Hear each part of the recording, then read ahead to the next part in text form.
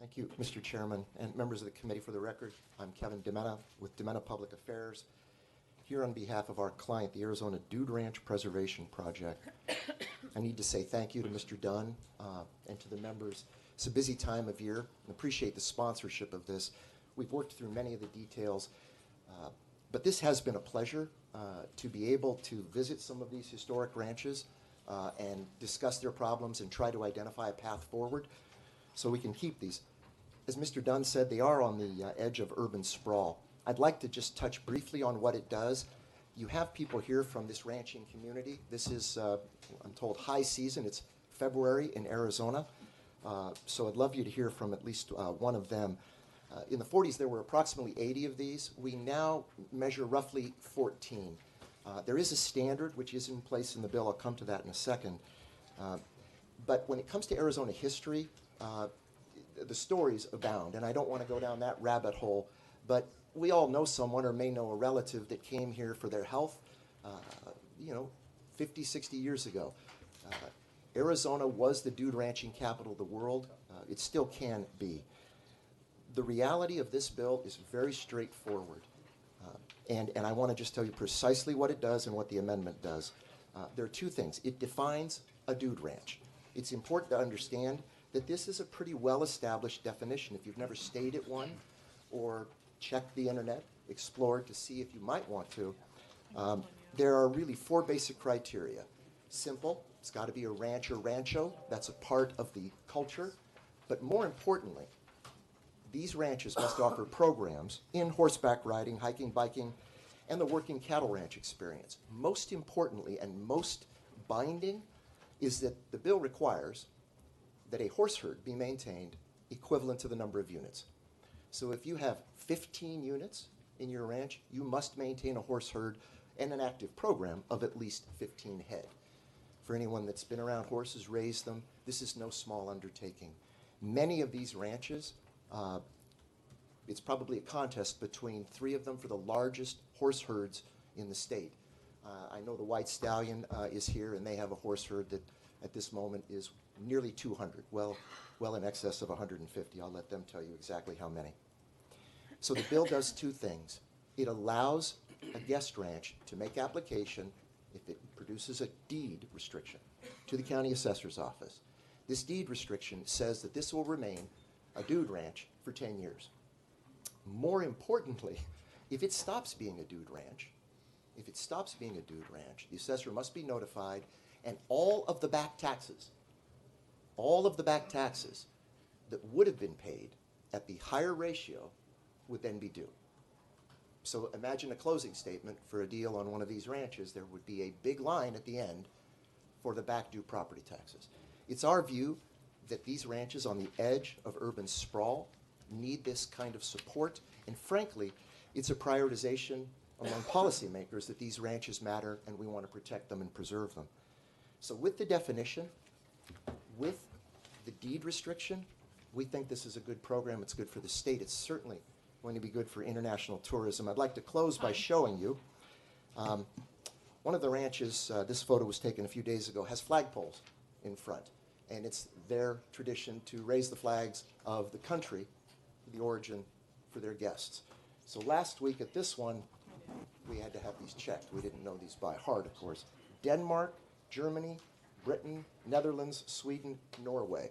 We're taking the preservation project beyond just trying to stabilize their tax environment, meeting with the Office of Tourism, trying to let other Arizonans know what apparently the international community knows, and that this can be the dude ranch destination that we want it to be. We hope you'll support the bill and the amendment. Thank you. Thank you, Mr. DeMenna. Any questions for Mr. DeMenna? Representative Powers Hanley. Thank you, Mr. Chair, and thank you, Mr. DeMenna. So in the northern part of my district, I have many resorts, and I have some that used to be dude ranches at some point in the past. And what is to stop the resorts from trying to be a dude ranch again? So they have horses, they have biking paths, and so, Mr. Chairman and Representative Powers Hanley,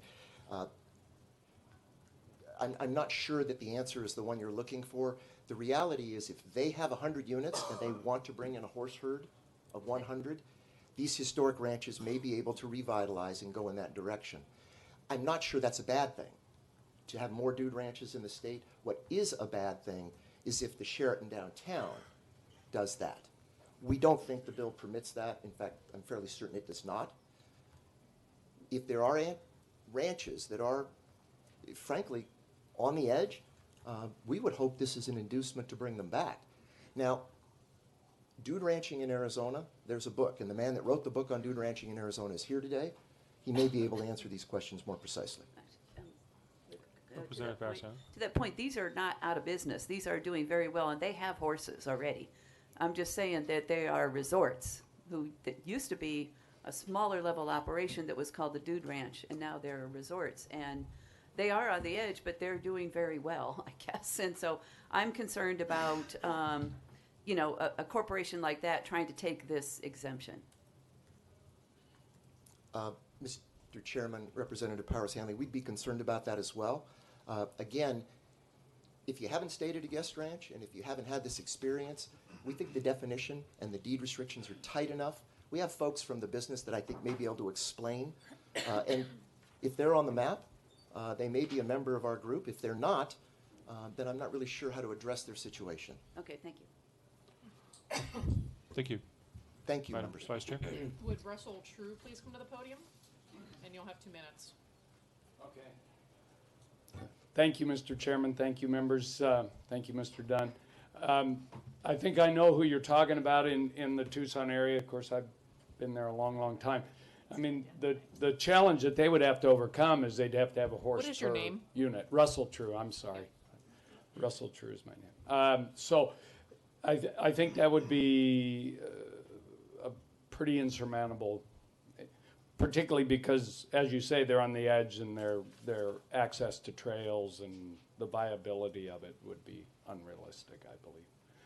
I'm a dude rancher. You know, I was raised on our ranch. I've raised my family. I've been there 55 years. It becomes your identity, really. And I've seen all those ranches. There were 330 ranches in Arizona. When we came to Tucson, there were 24. Now there's 2. It happens because the cities expand, but it also, in the rural areas, it happens because of all the challenges that ranches have. If you're rural, say you're Sprucedale up in the White Mountains and you're owned by the 3rd generation and you're doing it the old way and you're doing it in a very honest dude ranch style, you still have to get people there, and yet you're showing people that Arizona isn't just Monument Valley, Grand Canyon, and saguaro cactus. It's also the biggest ponderosa pine forest. Elkhorn Ranch, they preserve their land. They work on their watershed. They're active in the Altar Valley. You know, I think of a story in the 80s when a friend of mine who was a real estate agent got hold of my dad, and there was one of those big booms going on, and he brought an offer to my father, ironically from a developer that shortly thereafter went out of business. But in any case, he said to my dad, I have this offer, and my dad said, well, I'm not interested. And my friend said, Mr. True, do you have any idea how much money that is? And my dad laughed, and he says, well, son, I do know how much money that is. If I had it, would I live better? And, you know, my friend was thinking, yeah, you would. And my dad was thinking, no, I like where I am. You know, I've got my family, and I've got my 100-and-something horses, and we're doing what we do. We have the longest continually held boundary with a national park in the entire United States. Our parents have religiously, and then my family and my son's here today, and, you know, there can't be too many of us here. We're, as Kevin said, we're in high season. You know, we get to live the dream and share it with the folks. It's time. I heard. Thank you, sir. Thank Thank you for you. coming down. We appreciate it. Any questions? Any questions? Okay, very good. Madam Vice Chair, who else was willing to speak? Let's see. What's his? I know, but it just says rancher. Doesn't say name. Who's next? Okay. You say your Jay name. Wells with Rancho de la Osa, and I'm an Arizona transplant from Tennessee, and in 2014 got involved in the dude ranch business because of the passion that I saw You know, every little boy my age grew up wearing a cowboy hat, cowboy That's what it boots, and says. couldn't get the horse. Like quarter through. Can you hear me okay? Yeah, we can hear. But in any event, you know, today I really wanted to point out that, you know, we're ranching cattle, we're ranching horses, and we're ranching tourists. And the Dude Ranch is the icon of for Europeans. They want to come over here. One of the first days that we were actually looking at getting involved in the ranch, we had some Germans come off, and the people were 40 years old, and they got off the bus, and they started dancing. One guy started crying, and he literally falls to his knees, and I went, oh, you know, he's upset. And he said, all of my dreams have come true. Because when we were growing up in Germany during the 80s, when Reagan was trying to get the European economy going, they were still watching Bonanza and dubbed in Italian and French or wherever you might be. So that's the difference. But this is also an issue of fairness. You're right, we are a resort because we have all the facets of a resort. You've got horseback riding, you've got shooting, you've got restaurants, you've got bar, but it's compressed. Our ranch has 19 rooms. We're not doing millions of dollars, and yet we're taxed just as if we were a large resort. And that's the unfairness of this. We're not only subject to higher property taxes, which today's about, we're also subject to the tourist tax, et cetera, that are added on to hotels.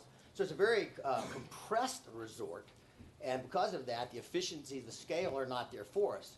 If these resorts grow, and I do think there's some in the industry that do fall under the resort category in a literal sense, but here it's a case of fairness because we are being taxed as small business entities to the same degree that these big resorts that you fear might be. But thank you very much.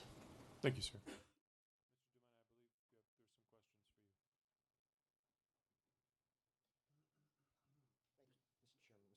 Mr. Chairman, Kevin, so when we first started this process, these were some of my concerns. In our first initial conversations, how are we going to protect, making sure we don't have a BRBO or BRBO taking having 2 horses up in Scottsdale and doing something and doing that, and making sure that we don't have just someone gaming the system, because we don't want to use this ag classification as a gaming of the system. Can you respond to that?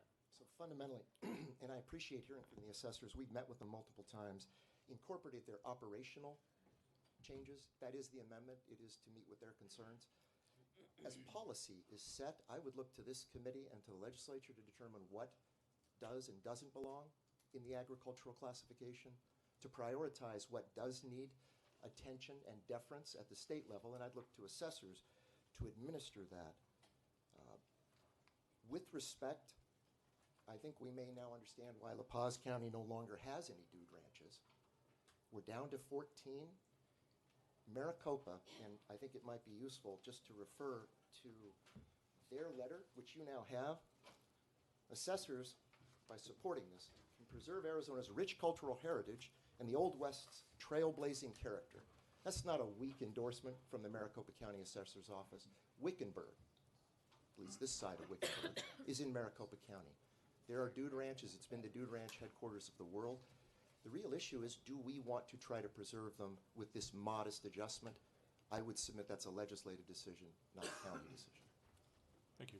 Representative Dunn. Yeah, and not to beat this up too much, but I think it's the working. If we need to tighten up the definition, but I think it's the working definition of dude ranch in which you're doing the actual the cattle and the Yes. you said the working definition, because I think if you have a trailer park and you have 4 horses, it doesn't tie into a dude ranch. But I think if we need to specifically move that around and tighten up the definition, I'm willing to do a floor amendment. But I think it's back to that the presumption of what you're actually doing.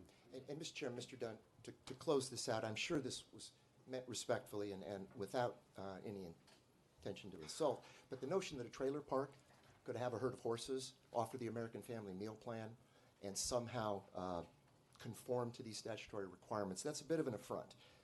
For those that have owned horses, having 1 is something. Having 10, having more than 10, hundreds, these are professionals. These are long-time operations. So I wouldn't want to diminish what they do as something that we could start up in the corner of a trailer park next Saturday. We can even tighten this further and continue to work. But the question of, does this rise to the top? Does it deserve the priority attention? And we think the answer is yes. We're happy to tighten this definition further. We don't want to be too exclusive, but we're happy to do that. Okay. Thank you, sir. All right. Appreciate it. Remember, seeing no further public testimony or questions. Let's see. Madam Vice Chair, please move the bill and the amendment. Mr. Chairman, I move that HB 2496 be returned with a due pass recommendation. I also move the amendment in Representative Dunn's name dated February 11th, 2020 at 8:48 a.m. be adopted. All right, members, the motion before you is the amendment in Representative Dunn's name be adopted. All those in favor of the amendment will vote aye. Aye. Those opposed will vote nay. Ayes have it. Do have it so ordered. Madam Vice Chair, please move the bill as amended. Mr. Chair, I move that HB 2496 as amended receive a due pass recommendation. All right, the question before you is that House Bill 2496 as amended receive a due pass recommendation. Secretary, please call the roll. Representative Kano. Aye. Representative Cobb. May I explain my vote, sir? Please. I do like the amendment. I think that was something I had concerns with, the retroactivity, and I'm glad you amended that. I think that we do probably need to tighten it up, as Ms. Camacho said. So I think that if we can get that tightened up, and I know Mr. Dunn's always does a great job of going through his bills and making sure he has a consensus. So I will vote aye. Representative Dunn. Aye. Representative Epstein. Explain my vote. Please. I appreciate the tightening, and that I do agree that it needs to be tightened further. And I would like to see perhaps a report to the legislature so we can be sure to stay on top of it should it get out of hand. I don't expect it to if you tighten it, but maybe add a report. That way we can keep an eye on it. Because I kind of hint it too. I love the Dude Ranch, and I think it's a wonderful thing to promote this kind of uniquely Arizona way of life, and to see our beautiful pine forests and appreciate them, and let the world appreciate a tremendous deserts is something we should do. We should help people appreciate the beauty of Arizona. So yes. Representative Grantham. Aye. Representative Osborne. Explain my vote. Please. Thank you. And thank you for your patience being here this morning. I know this has been a long morning for you all. And thank you, Representative Dunn, for bringing this bill in front of us. Now, I'm going to preface this to say I have no ownership in any dude ranch. But what I have an ownership is in the heritage of Arizona. And as a fourth-generation Arizona native, even though that big, huge hole in the ground that we call the Grand Canyon has brought a great deal of tourism to our state, dude ranches also brought a great deal of tourism to our state and put us on the map in certain areas. Mr. True, your book. It was funny. Over the weekend, I went to Crown King, took my father there, and oh my goodness, talk about a 26-mile dirt road that was painful. But as we were driving there, my father made comments about one of our historic relatives. And on page, I think it's 15 to 19 in your book, Romaine Loudermilk of the KL Bar Ranch was my great-great-uncle. And so it was quite funny that this ended up happening over the weekend that I found this out. And then I was like, I went back into this book, and there, sure enough, there he was. This is also part of Mr. Dunn's in my district, and something that we're supporting in Wickenburg. So I appreciate the amendments and the concern over language, because quite frankly, the tighter you make it, it truly does fit the character of what a dude ranch is, and that's what I think we want to preserve. So I'm all in favor of this, and I support our heritage. Thank you. I vote aye. Representative Powers Hanley. No. Representative Sierra. Aye. Vice Chairman Bullock. Aye. Chairman Toma. I think we all share and should be proud of Arizona heritage, in spite of where we might have come from. I will say to my shame that I didn't know much about this, and I do appreciate you guys coming down here. And at some point, we'll have to look into trying it out myself, although that might be painful for all to watch. In any case, with that, I vote aye.